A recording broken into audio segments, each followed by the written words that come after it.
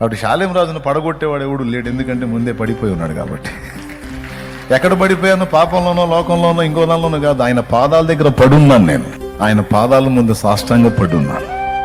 నా వల్ల ఏదన్నా అవుతుందంటే నేను కాదురా నాయన, తోల బొమ్మ ఇది, కథంతా నడుపుతుంది ఆయన, ఈ బొమ్మను అడ్డం పెట్టుకుని ఆటంతా ఆడుతుంది ఆయన, ఆయనకే మహిమ. ఆయన లేకపోతే నాకేం తెలుసు. కాబట్టి నా శత్రువులు అని ఎవరన్నా శత్రువులా ఫీల్ అవుతున్నారు, నన్ను శత్రువుగా ఫీల్ అవుతున్నాను. నేను ఎవరిని శత్రువుగా ఫీల్ అవ్వట్లేదు.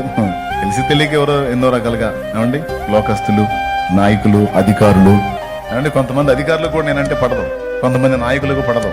అంటే వాళ్ళ హృదయంలో ఆలోచనలు ఏంటంటే నేనేదో ప్రౌడ్గా ఉంటానండి. ప్రౌడ్ లేదు, గోంగూర కట్టా లేదు, ఏం చూసుకోనండి. నేను ఏదన్నా అతిశయపడితే ఒకే ఒక్కడిని బట్టి అతిశయపడితే అది క్రీస్తుని బట్టి, ప్రభువుని బట్టి. నేనెవరిని శత్రువులుగా భావించట్లా. ఒకవేళ నన్ను ఎవరైనా శత్రువుగా భావిస్తే వాడు నాకు కాదు, దేవునికే శత్రువు అవుతున్నాడు.